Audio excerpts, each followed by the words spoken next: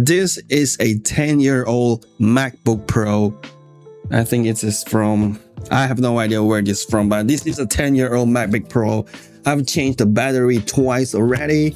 This thing is still works like a beast, but the speaker is, busted because it's old. Today, I'm gonna show you guys what the workaround on this, because I still use this laptop, add it on my travel, add it on the fly, and add it on anywhere, portable, because the battery on this thing is good, and my Windows gaming laptop just, dies in 20 minutes. So let's get the video started. So look at this cute little stuff that my wife puts on it. This is the god of wealth. She likes money. That's the god of wealth. See that? So number one, we want to use a lower resolution timeline for monitoring. So how we do that? When we create a timeline right here, we create a timeline. Let's go to timeline settings. There's format, there's monitor, there's output, and color. Right here at the monitor, we want to set the video resolution at just down like 720p should be enough, because we're just monitoring like what we're doing in DaVinci Resolve. And format 30p, that should be fine, and we can change it back when we're exporting the video. But if you're afraid that you might forget to change it back, you can go to the output right here and uncheck this, use timeline setting for output scaling. We can just output resolution, we can set it to the resolution that you wanted. Maybe it's 1080p or 4K, it's here. And after that, just click OK. And number two is the timeline playback resolution. So if we go up here to playback, timeline playback resolution, we can change it to 8.5. If that's not enough, we can also change it to quarter. And that way, your playback is not in full quality, and your computer should, kind of scrub through your timeline very easily. Number three, if you're using a Windows laptop, make sure your laptop is plugged in. Make sure you use a cooler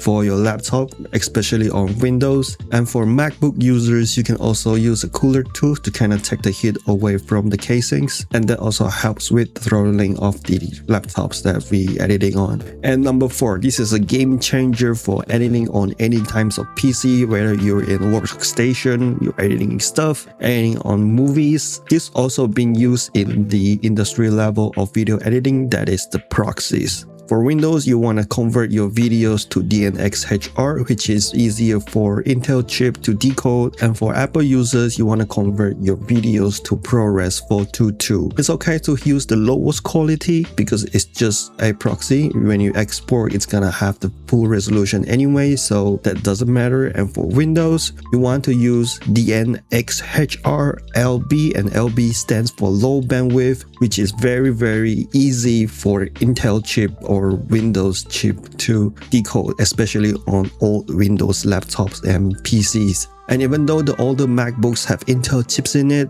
but Mac OS are deeply optimized for ProRes files. So you can choose your poison. So here are the settings that I use for the proxy on my MacBook, on my 10-year-old MacBook. You want to come to the gear right here and click on the gear and master settings. And right here, optimize media and render cache. There it is, proxy media resolution. We can let it to be automatic, but this one, proxy media format. So I own my Mac OS on my MacBook. So I'm going to pick ProRes 422 proxy, and then proxy generation. It is better to be a onboard memory so that computer can read it faster. And if you're on a Windows laptop, you want to pick DNxHR low bandwidth, this one. Okay, so since right now I'm using Mac, I'm going to proxy and then hit save. And then what you want to do is that you want to select the footage that you want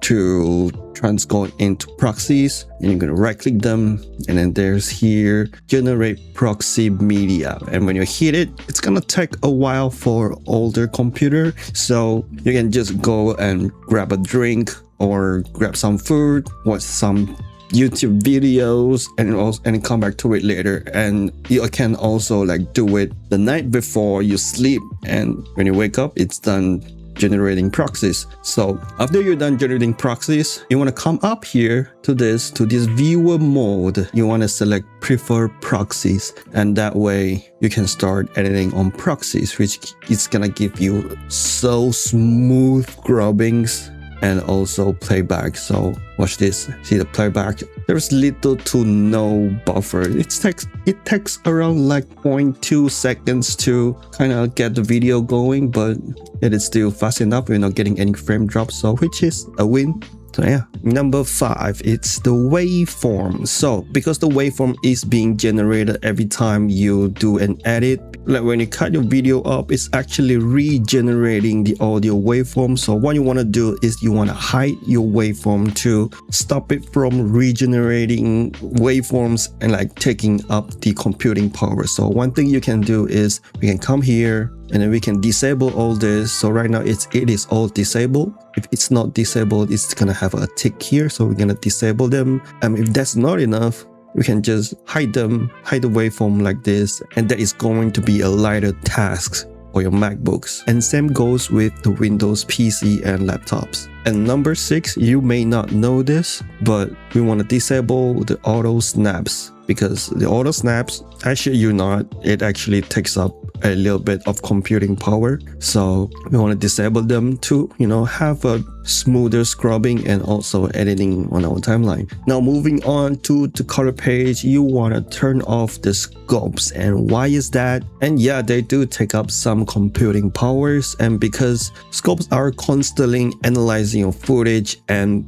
projecting out color information that you can analyze, and yeah, they do take up some of the computing power. And number 8, you want to avoid using power intensive tools like the magic mask, noise reduction, and any types of tracker. Use only simple primaries and LUTs if you have them. Number 9, decode and GPU preferences. So whether you're on a Windows or a Mac PC, you want to go up here to the Resolve and hit preference, and right here at memory and GPU, you want to cancel the auto and use metal, and that way your GPU can take all the heavy liftings. And also GPU selection, if you have 2, I mean you are on old computer, you wouldn't have to, so we can just leave it at auto, but GPU processing mode, we want to leave it at metal. And for Windows, and for Windows, we want to pick CUDA. And if you're using a NVIDIA GPU,